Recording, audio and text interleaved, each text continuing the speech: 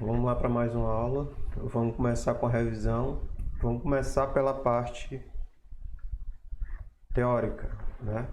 Primeira aula a gente viu o que é o computador, né? Então, para que a gente entenda a arquitetura do computador, ou seja, como ele organiza seus componentes, a gente precisa logicamente saber o que é o computador, né?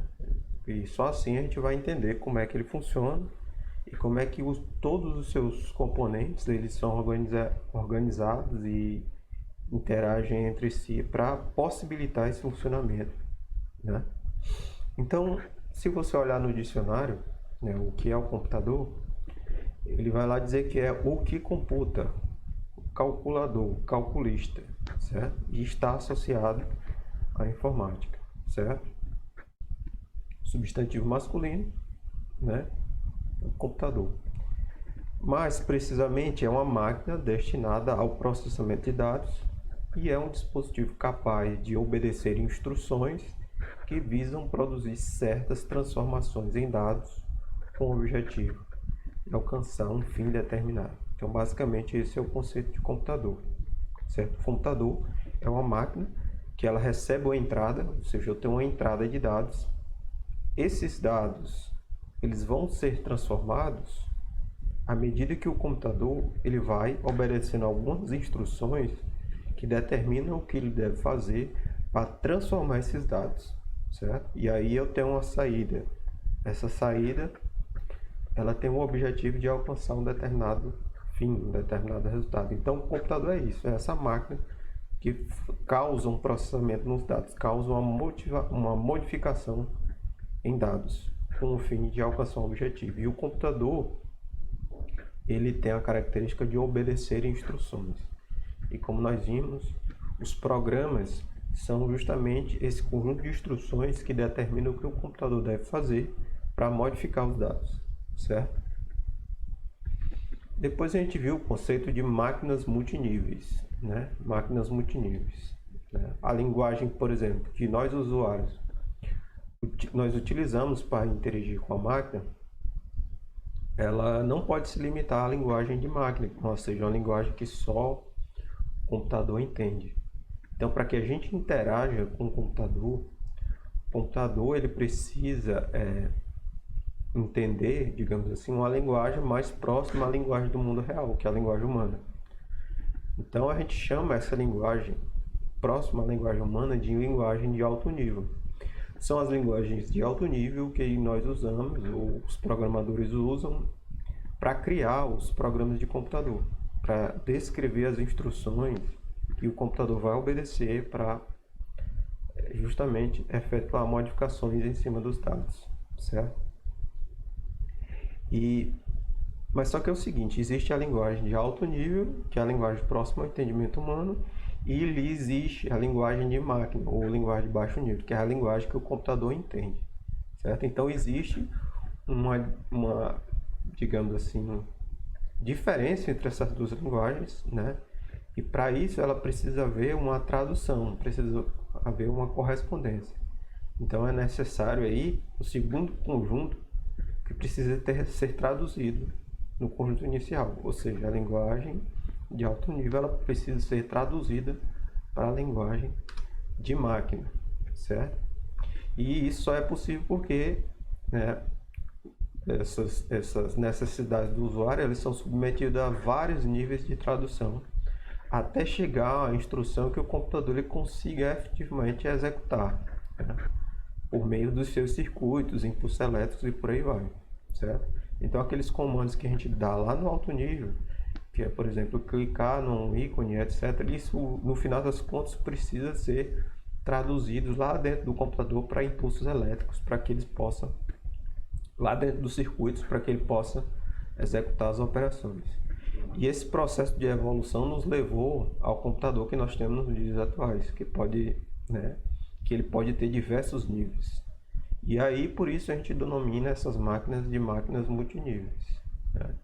A interação em cada um dos níveis corresponde a um tipo de tradução. Então, a gente vai ter várias traduções até que os comandos que são feitos lá em alto nível cheguem a ter a linguagem do computador, certo? Então, existe a linguagem orientada ao problema, que é a linguagem próxima ao entendimento humano, a linguagem de alto nível, que é que nós usamos para criar os programas e para interagir com o computador. Essa linguagem é traduzida para a linguagem de montagem, certo? A linguagem de montagem, ela é interpretada pelo sistema operacional. Ela é traduzida como um conjunto de instruções. Esse conjunto de instruções ele é passado para a microarquitetura do computador, que está relacionada com o processador, certo? E aí ele é traduzido e transformado em instruções de nível lógico digital para que o computador ele possa executar. Então existem vários níveis de tradução e interpretação, certo? Para que aquele comando que a gente dá lá no alto nível, que a gente interage com o computador, ele seja traduzido em circuitos elétricos, né? Entre impulsos elétricos dentro dos circuitos elétricos, para que o computador possa executar atividades, né? Isso é o que a gente chama de máquinas multiníveis. Depois a gente viu a evolução dos computadores ao longo das gerações, né? Vamos destacar aqui as coisas mais importantes que surgiram em cada geração. Por exemplo, na primeira a gente teve a definição da arquitetura básica do computador, que é usada até os dias atuais, que é a máquina de von Neumann, a arquitetura de von Neumann, onde eu tenho o processador composto por uma unidade de controle, certo? Juntamente com a unidade lógica aritmética. Eu tenho ainda a memória e as unidades de entrada e saída, certo? Então, o processador ele seria composto por essa caixa que envolveria aqui, né, a unidade de controle e a unidade lógica aritmética. Essa caixa vermelha ali seria o processador de hoje, né? O processador, o CPU, ele seria composto por essas duas unidades. E eu teria a memória e as unidades de entrada e saída. Ou seja, essa base ainda hoje é aplicada nos computadores atuais. Então essa foi a contribuição mais importante dessa geração das válvulas. Depois, na segunda geração, a gente teve a geração dos transistores, né? Onde a DEC, que era uma fabricante de computador, ela lançou uma nova máquina, PDP-8, que além de ser mais barata do que o PDP-1, que foi a primeira máquina que a DEC construiu, ela tinha também outra inovação importante, que era o uso do barramento, que era esse meio de comunicação que interligava os componentes internos de um computador. CPU, memória, os dispositivos de entrada e saída, todos se comunicavam através desse omnibus, ou o barramento, né? E essa implementação na arquitetura foi bastante importante e é utilizada nos computadores até os dias de hoje, certo? Essa foi uma contribuição muito importante da segunda geração, que é a geração dos transistores, né? Logicamente, a criação dos transistores foi importante e juntamente com a criação do barramento, certo? Na terceira geração, a contribuição mais importante que nós tivemos foi o conceito de multiprogramação, que era o conceito que permitia que a gente tivesse vários programas funcionando, entre aspas, ao mesmo tempo na memória. Enquanto um programa ele estivesse executando uma operação de entrada e saída, o processador ele executava o processamento de outro programa, né? Esse conceito é um conceito bem simples, né? Uma das primeiras implementações do que a gente chama de multitarefa, que é o computador fazer diversas atividades simultaneamente. E ele conseguiu com isso, essa implementação, aumentar a utilização da CPU, tornando assim o uso da CPU mais eficiente, né? E também ele torna evidente uma figura que era pouco conhecida, né, e muito importante. Para que a gente tivesse multitarefas, a gente tinha que ter o conceito de sistema operacional. Então, um conceito que ficou até hoje também, a gente usa os sistemas operacionais até hoje. O conceito de multitarefa ele só pode existir se existir um sistema operacional. Então, na terceira geração, além da integração de circuitos, outro conceito bastante importante que surgiu na época foi o conceito de multiprogramação, multitarefa, também pode ser chamado assim, como também o conceito de sistema operacional. Essa foi a maior contribuição da terceira geração. Depois a gente começou a falar do conceito de processadores, né? O que é o conceito de processador? O que é um processador? É a unidade central de processamento, é o centro do processador, é onde se dá de fato o processamento dos dados, né? Então a execução de um programa, normalmente consiste em trazer um programa que está num dispositivo de armazenamento, seja num disco, num pendrive, etc., para a memória principal. E da memória principal, o programa é transferido para a CPU, unidade central de processamento. Uma instrução de cada vez é transferida, certo? Dentro da CPU é onde vai ser executado o verdadeiro processamento, onde cada instrução que compõe um programa serão interpretadas e executadas, certo? Então esse é o conceito de CPU. É a unidade central de processamento, é onde existe de fato a execução do programa, certo? A execução do programa.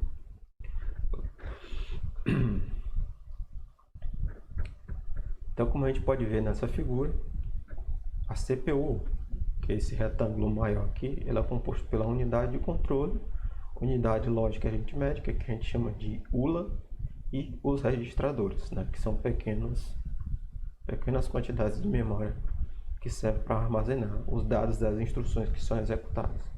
Aí a gente tem o barramento, certo? Tem a memória principal e aí tem os dispositivos de entrada e saída, como discos, impressoras, teclados, monitores e por aí vai, certo? Todos eles são interligados entre si, esses componentes, pelo barramento, certo? E você vê que a arquitetura básica está aqui, a arquitetura de fonômio, processador, memória e dispositivo de entrada e saída, todos interligados pelo barramento, certo? Barramento. Então a organização da CPU é detalhada na figura a seguir. Registradores ULA formam um caminho de dados, certo? Então eu tenho aqui os registradores A e B, que são os registradores da ULA, que eles recebem os dados que são armazenados nos registradores através do barramento. Esses dados dão entrada na ULA, a ULA executa as instruções, analisa e executa as instruções, certo? E aí eu tenho um registrador de saída na ULA, que ele armazena o resultado. No caso aqui, por exemplo, o A mais B foi feita a operação de soma, e depois eles são armazenados novamente nos registradores temporários aqui do processador, que ficam no processador, certo? Então basicamente isso aqui é a operação básica de um processador. Armazena nos seus registradores alguns dados, esses dados são passados para os registradores de entrada, a ULA executa alguma ação sobre esses dados, são armazenados num dado de saída e depois armazenados nos registradores de novo, certo? Basicamente esse ciclo eterno fica em repetição contínua dentro do processador, certo? A CPU executa cada instrução em uma série de pequenos passos, trazer a próxima execução a ser a próxima instrução da memória até o registrador. Esse registrador aqui é o PC, o contador de programa, ele sempre aponta para a próxima instrução a ser executada, ele tem lá o endereço da próxima instrução a ser executada, ele vai lá, traz, altera o computador de programa para indicar a próxima instrução, esse aqui é o PC.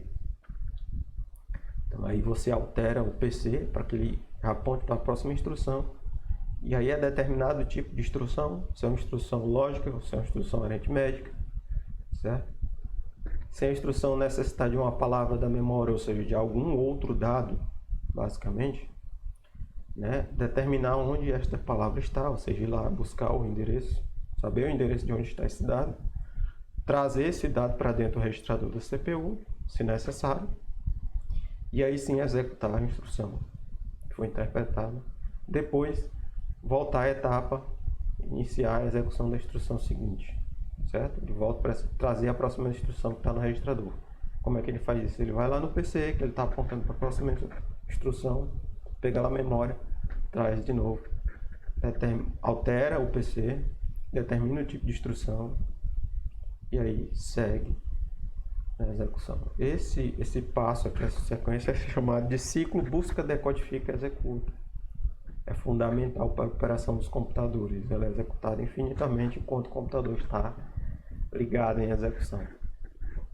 Lembre-se de que o programa é armazenado na memória, na forma de instruções, e que o processador consiga interpretar voltando à máquina de multiníveis. O programa, escrito originalmente em linguagem de alto nível, sofreu vários níveis de tradução antes que pudesse ser traduzido diretamente pelo processador em instruções básicas, onde é executado esse ciclo de busca, decodifica e executa.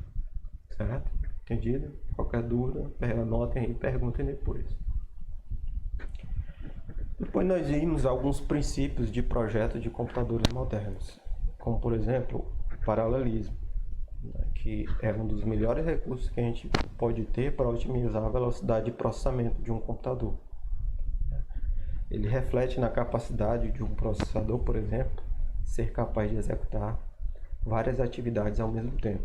Existem várias formas de se implementar o paralelismo. A nível de instrução é um exemplo, mas também pode ser feito a nível de processador, certo? Pipeline e arquiteturas superescalares, eles são um exemplo de paralelismo a nível de instrução. Né? Computadores matriciais em multiprocessadores, como multicomputadores também, são exemplos de paralelismo já a nível de processador, certo? O que seria o pipeline, por exemplo? Esse processo de decodificação e execução das instruções, como nós vimos anteriormente, ele é um elemento crítico para que a gente possa ter mais desempenho dentro de um processador.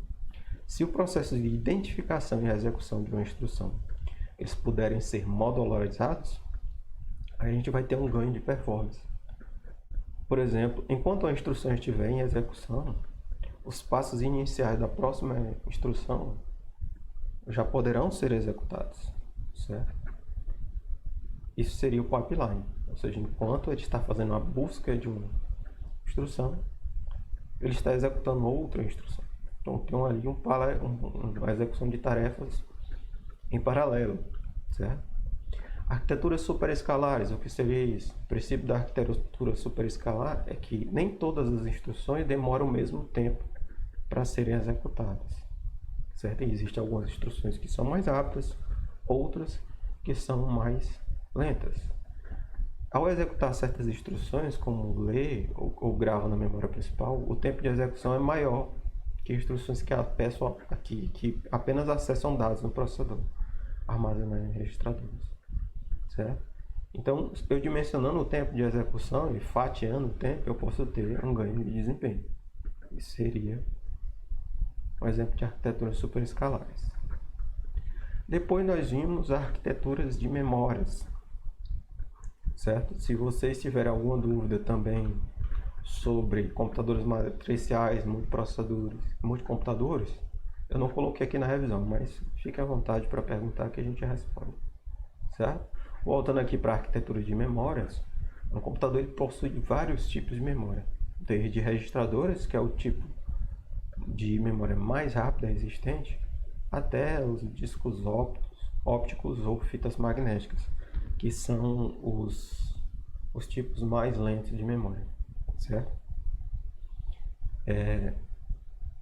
Mas a cada vez que se torna mais rápido a memória, que ela vai chegando no pico dessa pirâmide, mais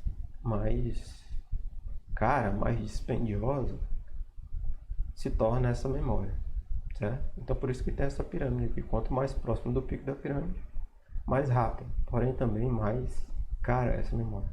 Quanto mais embaixo na pirâmide, mais lenta, mas aí também se torna mais barato e acaba existindo em maior quantidade, certo? Então essa é a primeira parte da nossa revisão. Qualquer dúvida que vocês tiverem, fiquem à vontade para perguntar. Próxima aula nós vamos ter uma outra revisão, onde eu vou abordar a parte de circuitos, parte de cálculo numérico, vou fazer de sistemas de numeração, vou fazer algumas questões, certo? Mas a gente precisava rever essa primeira parte teórica também, certo? Qualquer dúvida, fique à vontade para perguntar. Até a próxima aula.